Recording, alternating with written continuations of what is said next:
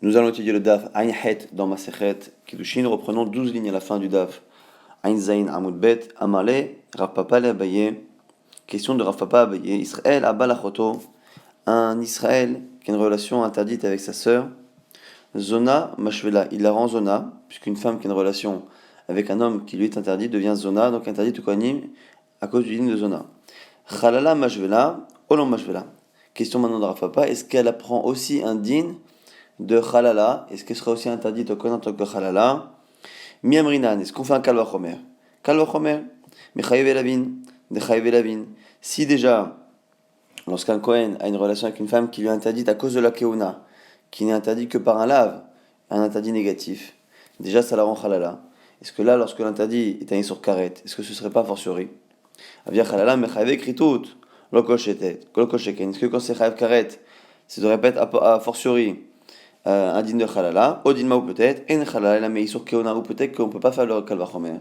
Parce que le statut de Khalala pour une femme ne peut provenir que d'un Issour, que d'un interdit qui est typique au Kohanim, et que ce n'est pas une question de gravité. Lav, Karet, Mita, c'est une question de Keona. Si ici c'est un Israël qui va avec sa sœur et que l'interdit n'est pas lié à la Keona, il n'y a pas de din de Khalala. Réponse à Dabaye, Amale, En Khalala, et là, mais sur Keona Bilvad.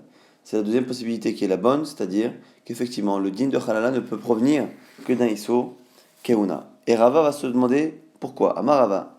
Mena Hamita d'Amorabanan, d'où on sait ce que vient de dire Abaye au nom de Rabanan, que En Khalala et la Issur Keuna, qu'il n'y a pas de din Khalala, si ce n'est à partir d'un Issur Keuna. La Gemara, Rava nous rapporte un verset. Dans la Torah, lorsqu'on dit qu'un Kohen ne peut pas épouser des femmes, il ne peut pas épouser une Groucha, il ne peut pas épouser une Zona, et après on nous dit que pour le Kohen Gadol, le Kohen Gadol ne peut pas épouser non plus une almana, une veuve, qui était autorisée pour les Kohanim classiques.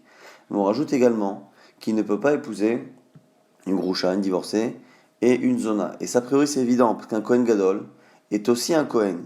Et donc il est tout à fait logique que les interdits qui concernent les Kohanim normaux concernent également le Kohen Gadol. Donc la Gemara va ici chercher à comprendre à quoi servent les détails de dire qu'un Kohen Gadol ne peut pas non plus épouser une Groucha et une Zona. Lo yomar Groucha, be Kohen Gadol. On n'est pas besoin de dire la Groucha dans le Kohen Gadol. J'aurais appris d'un raisonnement fortiori, mais Kohen idiot d'un Kohen normal. Vanamina, j'aurais dit, acheta les Kohen idiot, Asura, si déjà une divorcée est interdite d'un Kohen normal. Les Kohen Gadol, Mibaya, pour un Kohen Gadol qui en général a plus d'interdits que le Kohen normal, Mibaya, est-ce que j'ai besoin? La Manemra, alors pourquoi a-t-on précisé la Groucha? Pour dire que chez Kem, chez Chaluka, Groucha, Mizona Vachalala, be Kohen idiot, car Chaluka, be Kohen Gadol, pour nous dire peut-être que de la même manière qu'elle est séparée pour le Kohen normal, elle est séparée également pour le Kohen Gadol. C'est-à-dire, dans le passage du Kohen Gadol, on a l'impression qu'il ne transgresse que si la femme a toutes les tares en même temps. C'est-à-dire qu'elle est almana ou grusha vachalala zona. Elle est à la fois almana, à la fois grusha, à la fois zona vachalala. Et ici, on pourrait peut-être nous apprendre que finalement, non, c'est comme le Kohen normal, qu'il suffit qu'elle soit grusha tout court pour que ce soit interdit. Elle m'a dit, même ça c'est évident, pshita. Mais gara, est-ce que le Kohen Gadol peut être plus autorisé à une femme qu'un Kohen normal? Et là, forcément c'est autre chose. Keshem shechaluka grusha mizona vachala be Kohen idiot, kach almana chaluka mi grusha vachalala zona be Kohen idiot. C'est pour nous différencier, justement, finalement, entre l'almana et les autres, et pour nous dire finalement que quel est le rapport. C'est pas que lorsqu'elle est que grusha, il est khayab, c'est pour nous apprendre ce qu'on avait appris dans le Kohen normal, c'est-à-dire qu'une femme qui progressivement est devenue almana, puis est devenue grusha, puis est devenue zona vachalala, il sera khayab sur les quatre. Et ça, c'est une halakha qui n'existe que dans Kohen Gadol, puisqu'elle est almana. Maintenant, khalala, la manemra. Pareil pour la khalala. Pourquoi avoir précisé qu'un Kohen Gadol ne peut pas épouser une khalala, ce qui a l'air d'être pachout, puisqu'il est Kohen Gadol? On m'a dit, pour nous apprendre que en khalala est là, mais sur keona, pour nous apprendre justement que khalala est typique à la keona, c'est pour ça qu'on l'a répété dans Kohen Gadol, pour nous apprendre qu'il n'y a que dans Kohen Gadol, dans Kohen normal, qu'une femme peut devenir khalala par une relation, parce que c'est une relation qui est interdite à cause de la keona de l'homme. Une relation interdite de manière générale ne crée pas de statut de khalala. Maintenant, zona, la malem nemra, pourquoi avoir répété zona dans Kohen Gadol? Nemarkan zona venema lalan zona, pour nous faire une xerachava entre ici et le cas du Kohen normal. Makan zao hulin, de la même manière que dans un Kohen normal, lorsque la relation rend la femme khalala, les enfants aussi sont hulin, sont halalin. Afle halan, zao hulin, pareil chez nous, les enfants sont hulin. Donc finalement, on a notre réponse, d'où on sait que le din de khalala n'existe chez une femme que lorsqu'il y a à la base une relation interdite, mais interdite en tant que Kohen, que c'est typique à la Keuna, ce Issour, ce statut de Halala, dont on l'apprend finalement de la répétition du mot Halala qui est marqué à la fin dans le Kohen normal, à la fin dans le Kohen Gadol, ce qui n'est pas nécessaire. C'est pour ça qu'on apprend cela, donc on a la réponse à cette question.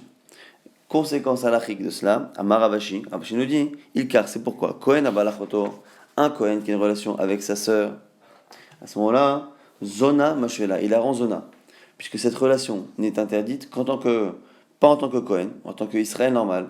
Et donc il n'y a pas de raison que cette fille devienne Halala. Elle ne devient que Zona, parce qu'elle a une relation interdite. Halala alo Mashvela, mais il la rend pas Halala. Par contre, Chazar ou Baalea, Asa Halala.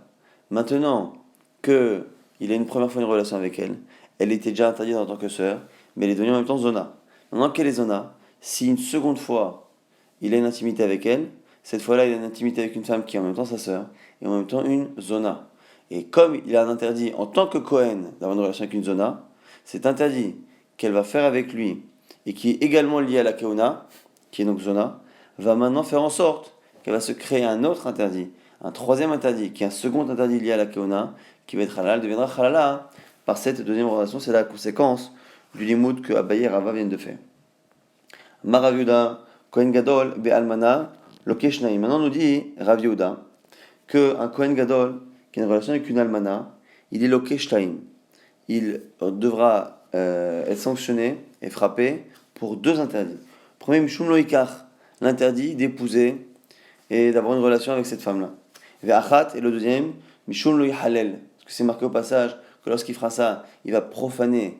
Alors on avait dit deux choses, sa descendance, c'est une chose s'il a des enfants, mais la femme elle-même, on le disait, Milachon Loichulal, que la femme aussi devient halala. Nous dit ici Rav Yehuda que cet homme-là, ce Kohen qui a une relation avec une femme, qui, ici Almana qui est veuve, hein, pour un Kohen Gadol, ou de manière générale pour une femme qui lui est interdite, il fait deux interdits. À la fois l'interdit de la relation pour lui, mais l'interdit également de profaner, de rendre halala une jeune femme. La Gemara dit, si c'est ça, pourquoi on ne le sanctionne pas également du fait d'avoir profané sa descendance, parce que c'est marqué, il ne profanera pas sa descendance. La Gemara dit que c'est un cas où il n'y a pas eu d'enfant, mais qu'il ne pouvait pas y en avoir, c'est-à-dire que la relation n'a pas été terminée, mais Shlogama biato, comme il n'a pas terminé la relation, il n'a pas fait l'action qui peut entraîner des enfants, donc il ne peut pas être sanctionné par rapport à cela. Mais par contre, comme c'est une relation qui est interdite en tant que loïkar et qui rend la femme halala, il est loké shtaï. Mais Tiv Rava objecte avec un enseignement qui ne donne pas l'impression que ces deux interdits sont distincts. Pourquoi Almana ou Grusha, loké mishum shne shemot. On dit qu'un Kohen Gadol qui épouse une femme qui est à la fois veuve et à la fois divorcée, il est loké mishum shne shemot. Il sera chayav, il va être payé, il va être puni pour les deux choses, almana ou grusha. Ce qui donne l'impression qu'il n'y a que cela. Mais on ne rajoute pas l'interdit de profaner la femme et de la rendre halala. Maïla, shne shemot, n'est-ce pas qu'on dit qu'il n'y a que deux interdits par un troisième qui serait celui de profaner la femme? La Gemara dit non, on n'en a pas parlé. Lo, shne shemot, alze, ou shne shemot, alze. Pas du tout.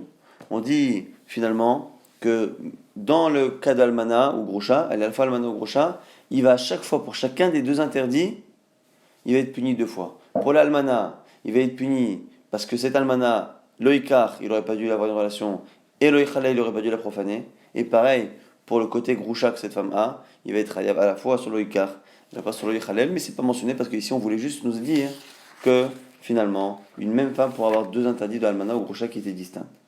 On va dire si c'est ça, iachi.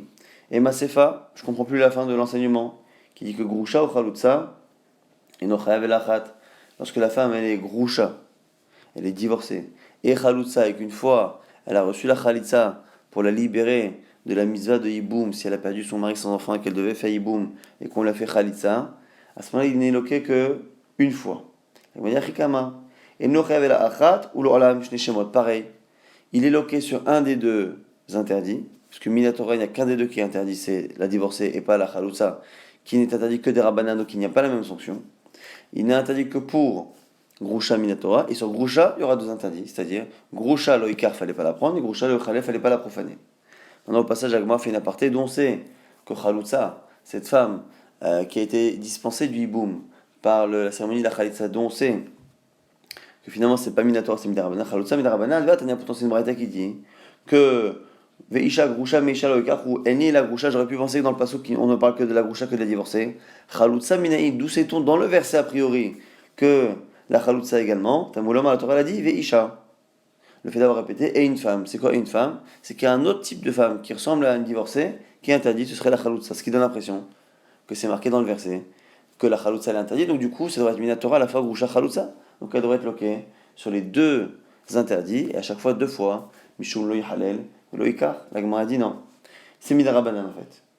Bekra, et le pasuk qu'on a cité, asmarta be'alma, c'est un appui, c'est-à-dire que c'est pas réellement la kavana du pasuk, et ça n'a pas un statut de Isur Torah, c'est les Rabbanan qui l'ont institué, et ils se sont appuyés a posteriori sur un verset. Amara Bayabaino dit, Kidesh, Loke, Baal, Loke.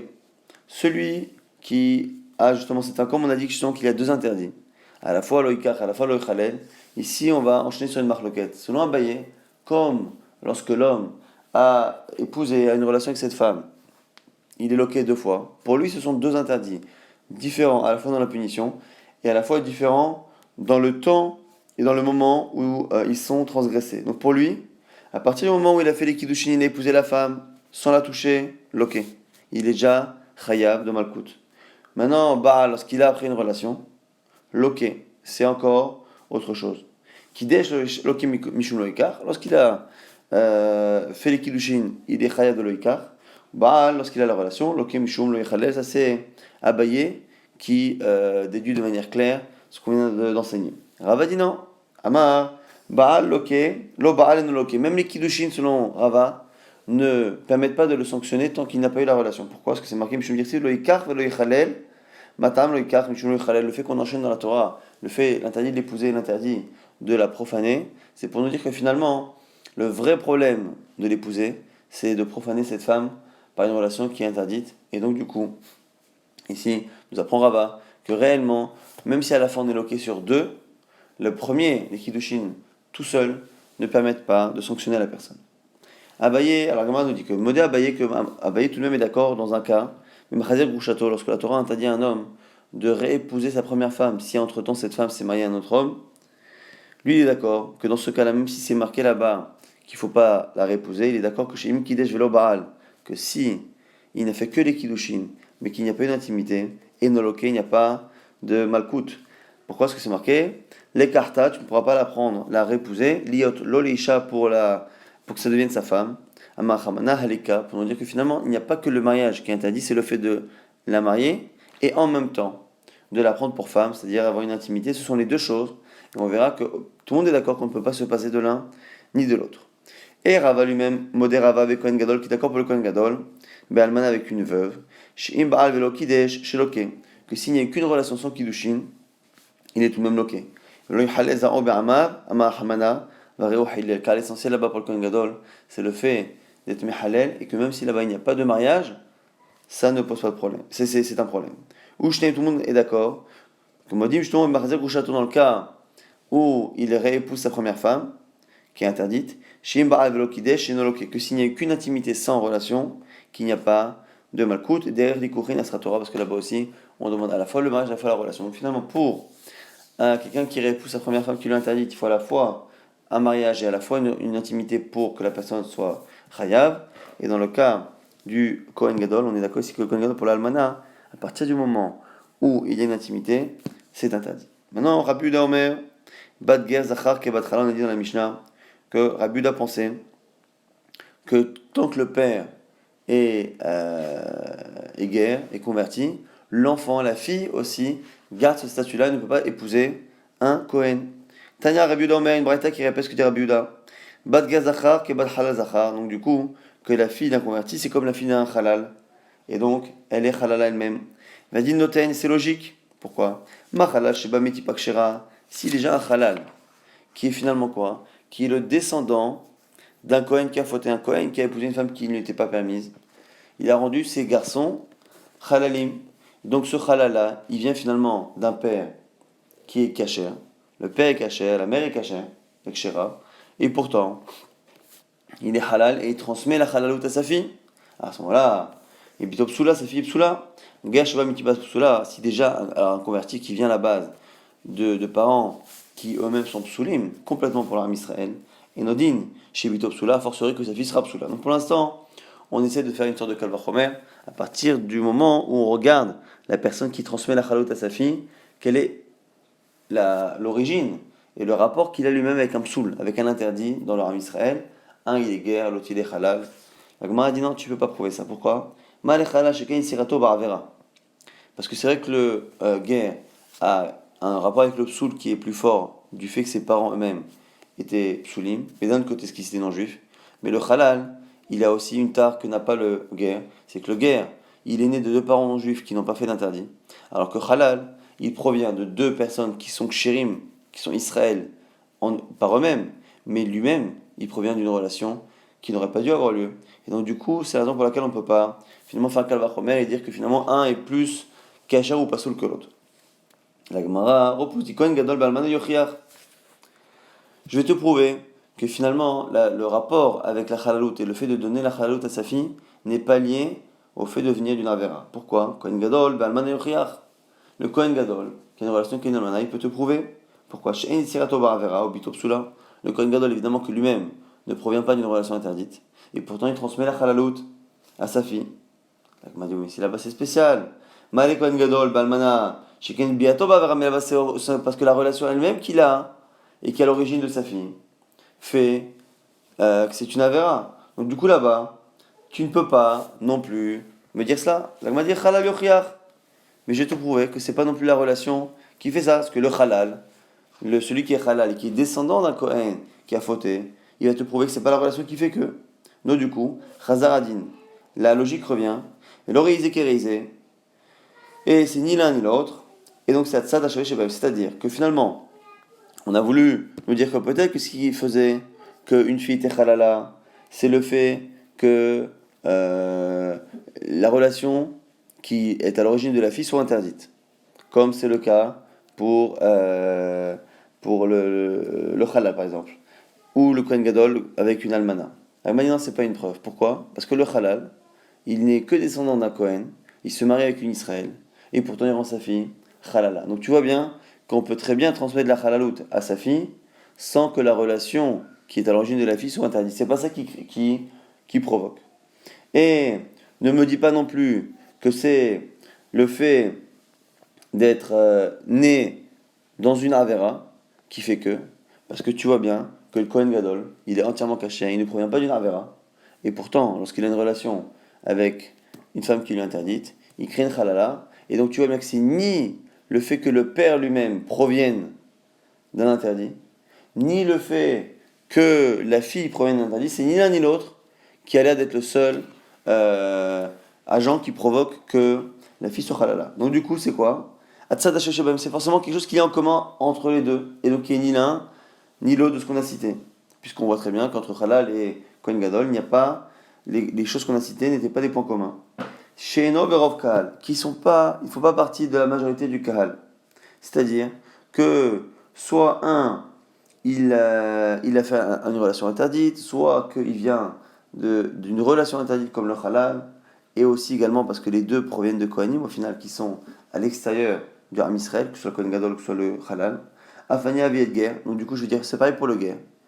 Qui chez Noberov Kahal, qui lui aussi est un peu différent du peuple parce qu'il vient de parents qui sont psoulim, Bito Psula. Donc je vais faire un point commun.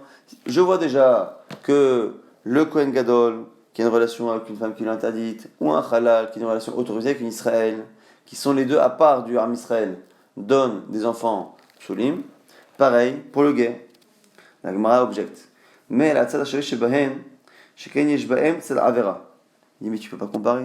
Parce qu'au final, il y a toujours un peu d'avera là-bas. Le halal avec une Israël, à la base il y avait une avera. Le Kohen Gadol, pas lui, mais en tout cas son père ou son arrière-grand-père. Et le Kohen Gadol, c'est la relation qu'il a actuellement qui est une avera. Et donc finalement, pour tout de suite, ou dans l'ascendance, il y a une avera. Alors que le guerre, même s'il est séparé du peuple, le converti, il n'a pas d'avera. Il vient de deux parents qui étaient non-juifs, qui sont nés non-juifs, et c'est tout à fait normal, et qui se sont mariés, c'est normal, ils ont eu des enfants, c'est normal, lui s'est converti, donc il n'y a jamais eu de avera dans son ascendance et donc dans l'ascendance de sa fille. La Gemara dit Lotema Kohen Gadol Balman Yochiach et la Ema Mitzri Rishon Yochiach. Je ne vais même pas te repousser ça avec le Kohen Gadol, mais avec le Mitzri Rishon. Mitzri Rishon, donc c'est celui qui est converti, un Égyptien qui s'est converti, et ce converti qui est égyptien, il ne peut pas se marier comme il est première génération. Avant la troisième génération, ils ne peuvent pas se marier en Israël, donc il ne peut pas se marier. Et dans ce cas-là, si ce Mitzri Rishon épouse quelqu'un qui lui est autorisé, il ne peut pas épouser une Israël de souche, mais il peut épouser une convertie par exemple, ou une autre mitzrite. S'il épouse une mitzrite comme lui, ou qu'il épouse une convertie, à ce moment-là, la fille, elle est psoula. La fille, elle est psoula. Et là, ici, on a encore trouvé un cas où effectivement, il n'y a aucun interdit. Cette personne-là est née égyptienne, ce qui est tout à fait normal. Il s'est converti, c'est magnifique. Et il épouse une fille qui est comme lui, égyptienne convertie, ou convertie d'ailleurs. Donc rien n'est interdit jusqu'à présent. Et on voit que la fille, elle est psoula. Donc je te prouve que ce n'est pas forcément le fait qu'à un moment donné dans l'ascendance il y ait un interdit qui fait que la fille sera psoula. Il dit Mal et mitri rishon sheken enora ou il a vopakal. Ne me parle pas du mitri, tu ne peux pas la rapporter dans le raisonnement, parce que le mitri bichlal, il ne rentre pas dans le kahal. La Gemara dit mais même ça c'est faux. C'est pas ça qui fait que la fille elle est halal. Puisque halal yochiach. Parce que halal, par exemple, un Kohen qui est halal, on a dit, il peut épouser qui il veut, mais il rend la fille halala. Donc tu vois bien que c'est pas le fait de ne pas pouvoir épouser des juifs qui fait qu'elle est halala. Encore une fois, chazaradin, le requisé kérisé. C'est ni l'un ni l'autre. Donc finalement, c'est ni le fait que la relation qui entraîne la naissance de la fille sont interdites, comme un Kohen, par exemple, Kohen Gadol avec une almana. C'est pas non plus le fait qu'à l'origine, il y ait eu à un moment donné un Kohen qui est fauté, comme dans le Kana Halal, qui est descendant de ce Kohen, qui donne la Halout à sa fille. C'est pas non plus ça.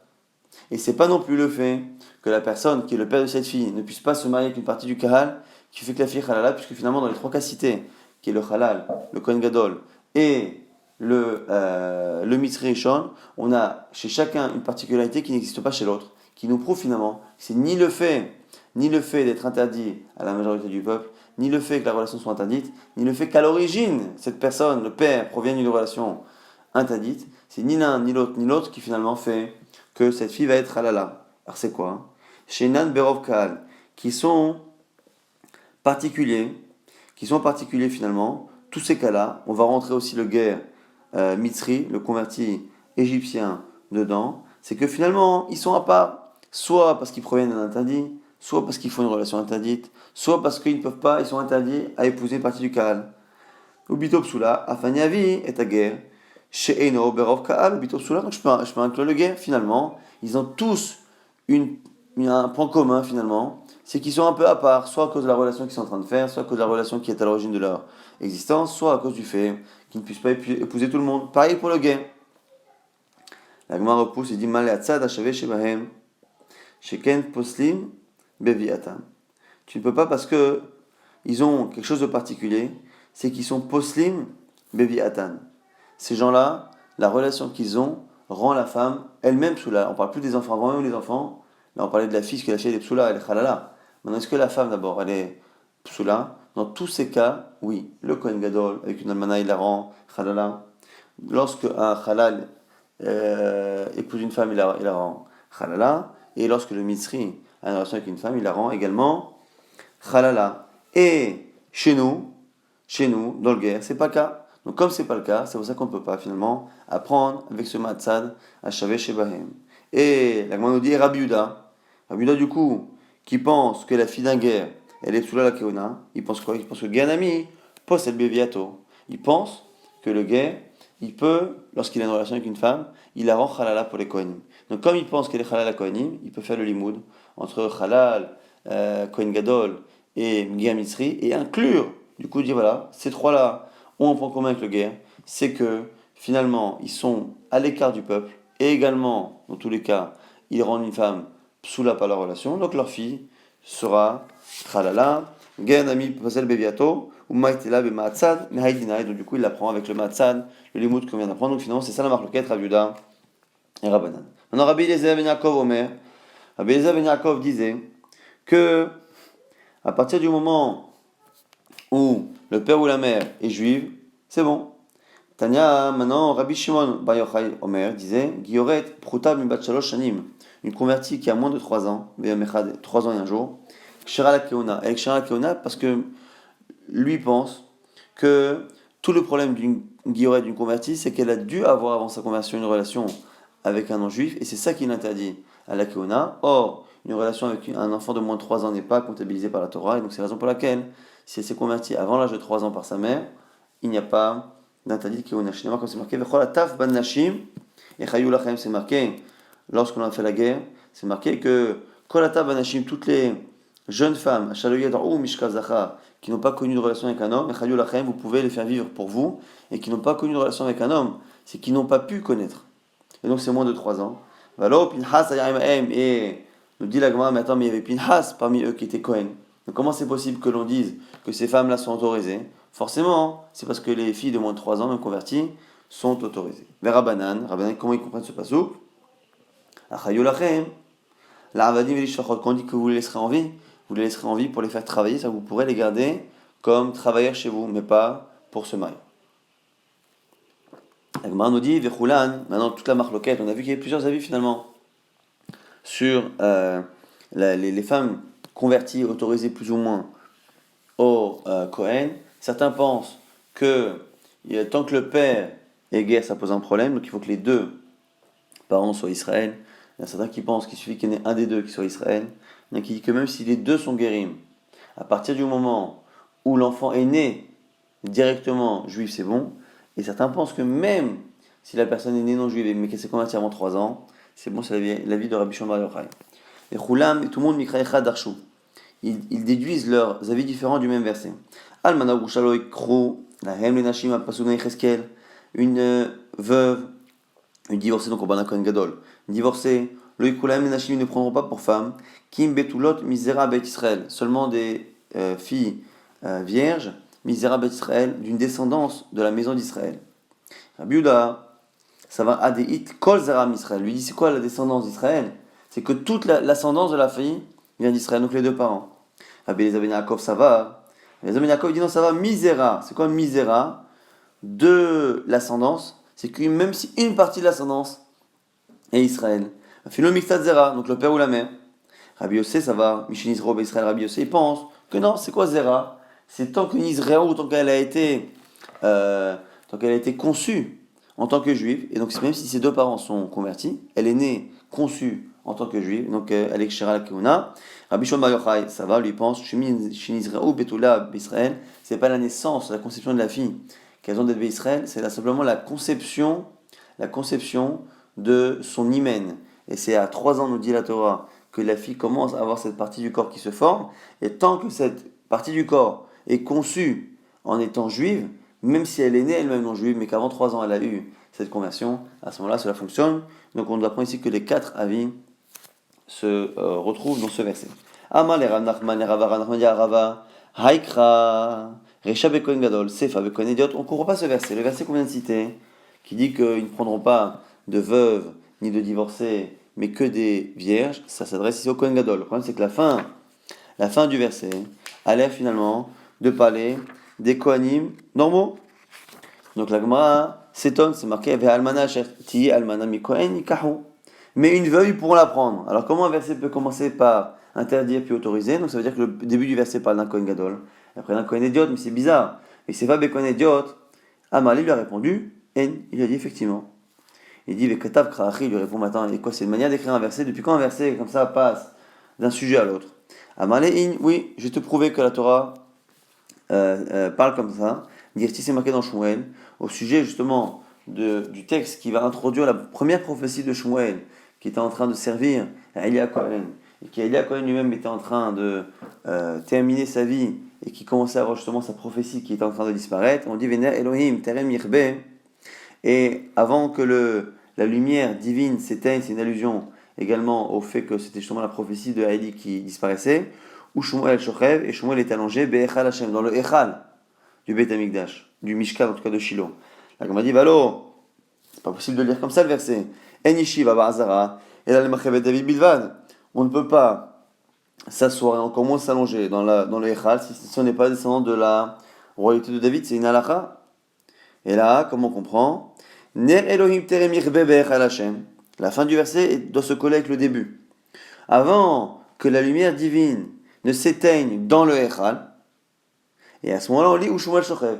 Shmuel est allongé. Mais où Bimkomo dans son endroit. Donc du coup, on a ici un passouk qui se livre de manière découpée. Et donc tu as bien la preuve qu'on peut lire comme ça parfois la Torah. Et donc tu diras la même chose pour le verset qui est là de commencer par Kohen Gadol et terminer par Kohen Idiot, Kohen normal. Si tu n'as pas le choix, tu lis le verset ainsi. Justement, ce verset qui dit Ve'almana shati almana mi Kohen ikahun. Donc la suite du verset qui dit que justement, la almana qui sera almana, ils pourront la prendre. Mais Israël lo. On m'a dit c'est quoi Ve'almana shati almana mi Kohen. Une veuve d'un Kohen, ils pourront prendre. Quoi, ils ne peuvent pas épouser une femme qui est veuve d'un Israël.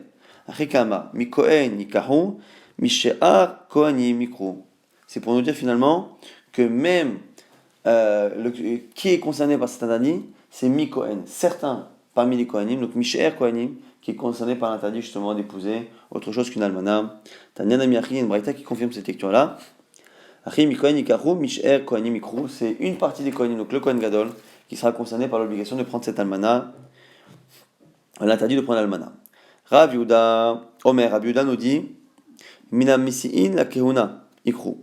C'est une allusion à autre chose, c'est pour dire qu'ils ne pourront prendre, justement, que des filles qui elles-mêmes viennent de personnes qui sont autorisées à la kehuna. C'est Rav Yehuda l'étarmé, d'Amar, bat gerzachar, kebat chalazachar, qui pense que la fille d'un converti est comme la fille d'un halal, c'est-à-dire qu'un converti donne une fille halala. Et justement cela, donc on voit que le père étant halal, il vient est en guerre, je veux dire, le père est en guerre, il vient d'une espèce qui ne peut pas se marier à la keuna, puisqu'une guillorée ne peut pas épouser un Kohen, sa fille sera halala. Et c'est le principe qu'on a vu, kosh atanosé el bito, tout homme dont tu peux épouser la fille, atanosé almanato, tu peux épouser sa veuve, roche et atanosé bito, tout celui dont tu ne peux pas épouser la fille, tu ne peux pas épouser la veuve. C'est Rabbi Yehuda qui pense lui-même qu'un converti, par la relation qu'il a, qui est autorisée avec une Israël, il la rend halala. C'est la halakha particulière que pense Rabbi Yehuda, et c'est à cause de cela qu'il peut faire la halakha de Matzad, le Bameh Matzino qu'on a vu précédemment, et apprendre du coup que la fille aussi sera halala.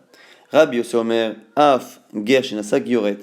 Même un guerre, nous disait Rabbi Yossi, même un guerre, un converti qui épouse une convertie, la fille sera kshira la keuna, parce qu'elle naît Israël. Amar Ravuna, Mishmeni Oula, Alakha qui Rabbi Yossi, Alakha comme Rabbi Yossi, nous dit-on. Vechan Amar Rabba Babachana, Alakha qui Rabbi Yossi, pareil, nous dit Rabba Babachana, Alakha comme Rabbi Yossi, que tant que la fille est née juive, elle est kshira la keuna. Ou Miyom Shahar Bet Amikdash, mais depuis la destruction du temple. Nagu Kohanim Silsul Be'asma, les Kohanim ont pris l'habitude de prendre une rigueur qui embellissait un peu leur statut, qui Rabbi Eliezer ben Yaakov, de faire comme Rabbi Eliezer ben Yaakov, et de faire en sorte tout de même qu'il y ait un des parents qui soit Israël. Donc on a finalement Rabbi Yehuda qu'on ne tient pas du tout, de demander que les deux soient Israël. On a Halakha le Maaseh où normalement, même si les deux sont convertis, ça devrait être autorisé.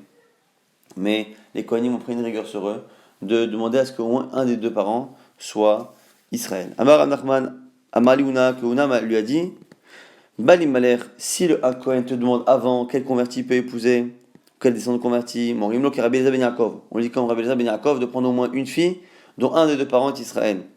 Nasa, mais s'il l'a épousé, En Motsil Motam Mimenu, qui Rabbi Yossé, s'il l'a déjà fait, on ne lui sort pas la fille, on ne l'oblige pas à divorcer parce que la halakha essentiellement est comme Rabbi Yossé. Mishnah, Omer Benizé Mamzer, celui qui dit mon fils est Mamzer, et non Eman, on ne le croit pas. Afilouch Modim, alors Obar Shebemea Mamzer, même si les deux, le père et la mère, témoignent non seulement sur leur fils, mais sur un bébé qui n'est pas encore né, qui est mamzer, on ne les croit pas. La Gemara expliquera quel est le chidouch, j'ai rajouté la mère, et quel est le chidouch, j'ai rajouté que l'enfant est dans le ventre. Et Nam Nemanim, on ne les croit pas. Rabbi Yehuda n'est pas d'accord, Omer, Nemanim, on les croit. Maïva Filouchnem nous pose la question de la Gemara, pourquoi dire même les deux? Que rajoute la mère si le père n'est pas cru, la mère non plus? L'homme Ibaya Kama, ce que j'étais pourquoi? L'homme Ibaya Ihu, Nelokimne, non seulement lui, qui finalement n'y connaît rien parce qu'il n'est pas certain de savoir qui est le père de l'enfant, mais la mère, on aurait pu penser que oui, la filou, ihid et kimla. Leur chidouche, c'est que même elle, qui normalement est plus sûre de qui est le père, même elle on ne la croit pas, le mehimna, elle n'est pas crue. Et pourquoi spécialement le cas au bas du bébé qui est dans le ventre? Parce que pareil, l'homme, il va y avoir des kashrut. Dès le même, non seulement lorsque l'enfant est déjà né, donc comme il est né, il a une présomption d'être cachère, que les parents ne peuvent pas déraciné. Tu aurais pu penser que c'est que dans ce cas-là. Non, et là, filou, roubanami, des lités chaskade kashrut, même un fœtus qui est dans le ventre, qui n'a pas encore de naissance, donc pas de statut encore de cachet, à déraciner, même lui, l'omemné, ils ne sont pas crus pour créer ce statut de mamzer. Maintenant, Rabbi Yehuda nous dit que Nemanim, qu'ils sont crus. Pourquoi le père est cru et la mère, mais surtout le père, pourquoi ils sont crus? Pour dire qu'il est mamzer. Kedetania, c'est l'imbraïta, qui dit Yakir et Kirenu Lachrim, lorsque un père dit qu'il doit donner, la Torah nous dit que le père doit donner l'héritage double part à son aîné, c'est marqué le père, Yakir, il reconnaîtra son aîné, de là on apprend qu'il a une force de dire qui est l'aîné. Yakirenu Lachrim, c'est lui qui peut dire voilà, ça c'est mon aîné, c'est pas l'autre. Mikana Rabiuda, de là prend Rabiuda, et Manadam Lomar, Zebni Bechor, un homme est cru pour dire que son fils est Bechor, ou Kshem Shineman Adam Lomar, Zebni Bechor, Kachneman Amar, Lomar, Ze, Ben Grusha, Ze Ben Chalutza. Et de la même manière qu'il est cru de dire que son fils est aîné, il est cru aussi pour dire qu'il est un Kohen Pasoul, il est fils de Grusha ou Chalutza. Pourquoi? Parce que finalement, on voit que le fait qu'un homme puisse dire voilà, ça c'est pas mon aîné, c'est l'autre qui est mon aîné, c'est pas mon premier que vous croyez, c'est mon deuxième. C'est-à-dire que le premier finalement n'est pas son fils. S'il n'est pas son fils, c'est qu'il est mamzer. Donc on voit que le fait de dire qui est l'aîné, ça peut entraîner parfois un digne de mamzer. Et nous dit ici Rav Yehuda, puisque de manière indirecte, en disant qui est le Bechor, ce que la Torah a autorisé, de manière indirecte, il va créer un psoul chez l'enfant. De là, tu vois qu'il a la force de créer un psoul et donc il peut même le créer du début jusqu'à la fin. C'est-à-dire que sans parler de Cohen, il prend son enfant et dit mon enfant. Bechor, sans parler d'aîné, je veux dire, il dit mon enfant, et Pasoul, mon enfant, et Mamzer, mon enfant, et Halal, il peut le dire, puisque il a la possibilité de dire qui est l'aîné, ce qui peut entraîner un psoul chez un enfant. Chachamim ne sont pas d'accord en brim, et noneman. Il n'est pas cru du tout pour créer un psoul chez son fils. Malher Anachman Barisrak les Rava, donc on dit à Rava ici, biche la mal Rabbi Yehuda, je comprends Rabbi Yehuda. Aïnoneti Yakir, je comprends, la Torah qui a dit Yakir, que l'homme reconnaîtra. Et là, les Rabbanan Yakir la Mali, pourquoi avoir dire que l'homme reconnaît? En quoi l'homme peut reconnaître quelque chose? Si finalement on ne peut pas prendre les conséquences du statut qu'il établit, la Gemara dit Betsarich Ekera. C'est dans un cas où il n'y a pas de psoul, c'est l'inverse, il a des enfants, et un jour il y a un enfant qui est plus âgé que ceux qui sont connus qui arrive, et il dit voilà, sachez que cet enfant qui vient d'arriver, c'est lui mon aîné, j'ai eu un premier mariage, c'est lui mon aîné. Elle m'a dit mais les mains il cheta. Et alors à quoi ça sert de le croire pour cela? Si c'est pas pour le croire, pour créer un psoul, à quoi ça sert? La tête au pichné pour lui donner double part. Pshita, mais ça c'est évident, pourquoi? La malikra, j'ai pas besoin d'inverser.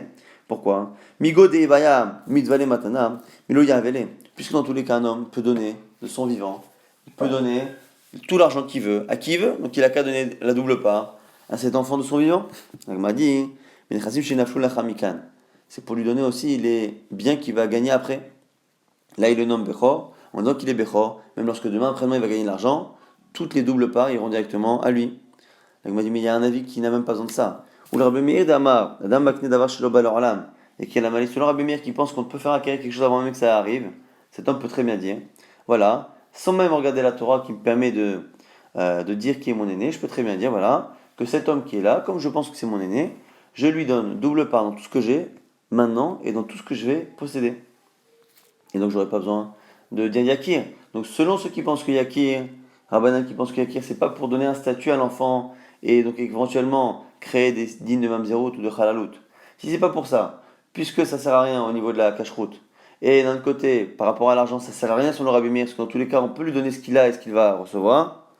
La Gemara nous dit, c'est quoi le chidouche? Naflulo kisho gosses. C'est pour inclure les biens qu'il va gagner lorsqu'il est mourant, et lorsqu'il est mourant, il y a une difficulté à faire un don lorsque la personne est mourante, et donc du coup, ce serait pour ça qu'il y aurait un chidouche selon Rabbanan, Yakir, de dire voilà qui est mon aîné pour lui donner Pishnaim, donc de manière purement financière. Alors, selon Rabbi Yehuda pense que l'essentiel du chidouche, c'est de pouvoir créer des statuts de halalim ou de mamzerim en disant qui est vraiment l'aîné et qui ne l'est pas.